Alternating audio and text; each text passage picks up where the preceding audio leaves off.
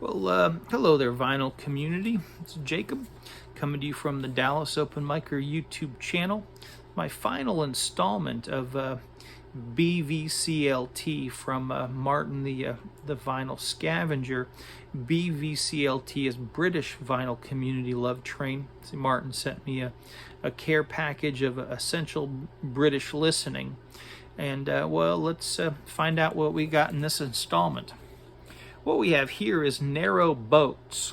So these are those canal boats that they have over there crossing the English countryside. And I've seen these canal boats in British detective shows because they're a great place. They have these alongside these canals. They have tow paths, and tow paths are a great place to set a murder.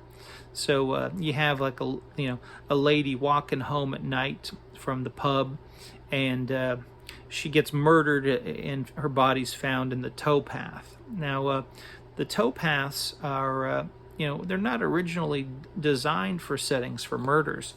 Before these boats were engine powered, steam powered, gas powered, they were towed by horses. They were horse drawn. So towed, Towed. And so the horse would walk on a path along the edge of the canal and would pull the boat along. And when these boats became motorized and they no longer needed the horses to walk up and down those paths, you had a nice path along the canal for pedestrians. You could go jogging, you could take a walk, and you could also get murdered and hope that Inspector Morse would come along and bring whoever killed you to justice. Now, one of the neat things about this record is they were recording some of the old codgers who worked with the horses, and they shared delightful pieces of British essential knowledge, like some of these canal boat horses. They would not drink tap water. They had been drinking so much canal water that they could no longer handle the taste of a hose water in their trough. So things I didn't know before listening to this album. There was some nice singing. There were some stories about illiterate children who would copy down shipping orders that they would see without knowing what they were writing down. A lot of good essential British listening going on there. All right, let's see what's next. I do have some notes for this one. Now, this is a record that it's a band I don't know, but my wife had at one point the American release of this album on CD, and so she was quite excited to see that. And now, I don't know about you males out there in the vinyl community, but yeah, I would speak for myself, and maybe you'll find yourself, experiencing something like this. When I listen to my records, I listen to them by myself, and sometimes my wife will and say she enjoys something I'm listening to, but when she's hearing my music, it's kind of like background for her. But with this one, she was more interested in this record than I was, and so we had an active listening session that happened spontaneously when I had this one out, going through the stack of records that Martin sent. So Martin, thank you for the cheap for us date night. Now let's find out what notes I had about these in spiral carpets. Now I before I saw the haircuts, I did listen to the album first, so I wasn't judging the gentleman by the haircuts. It's kind of a Ramones Beatles hybrid thing, but look. Yeah, they just have they're very greasy looking haircuts, and I know I would love to have a greasy hair again, but you know, I'm not speaking out of envy. It has sort of a rougher working class look, you know, not as well polished as the Beatles hair. But so what's my first impression? Now the album starts off with a Real Thing, and it's got a very soft build up at the beginning, but I thought that the song reminded me of what a grittier House Martins might sound like. And I did like the organ. Some thoughts on some other songs. Song for a Family.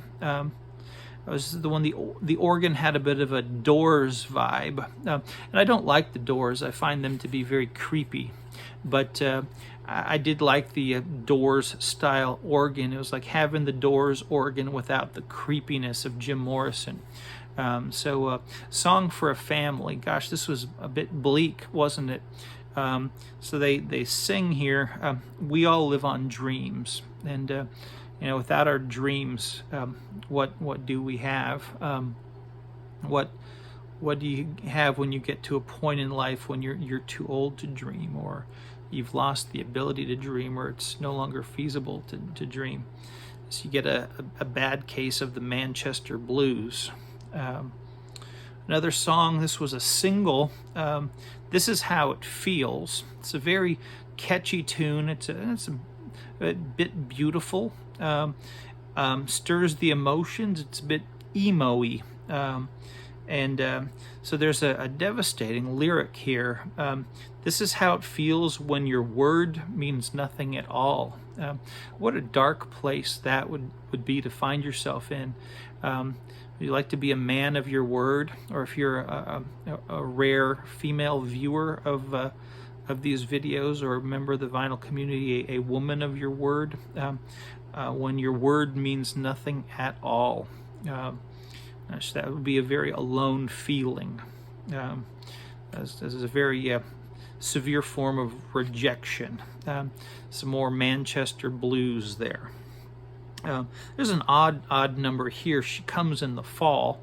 Has a very energetic start. I guess it says this guy's got some problems with the lady, but this you should learn to walk before you crawl is repeated throughout the song, and I'm not entirely sure what that means.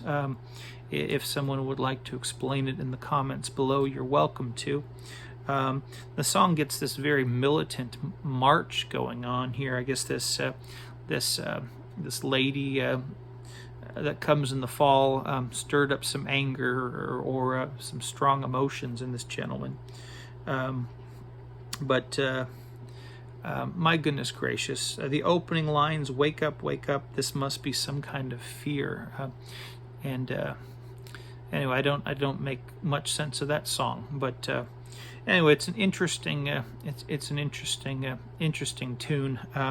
I think I'm a little bit past the age in my life when I respond to militant marching sounds like that.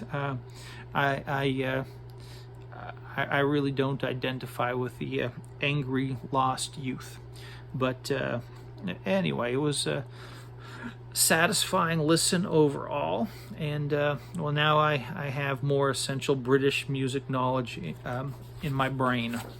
Let's see what we got next. We got this Cliff Richard and the Young Ones with a return of Hank Marvin, the guitar ace, on here, and so now I read on Wikipedia that you know, this re-released version with the Young Ones cast was sold about 1.5 million copies during the 1980s.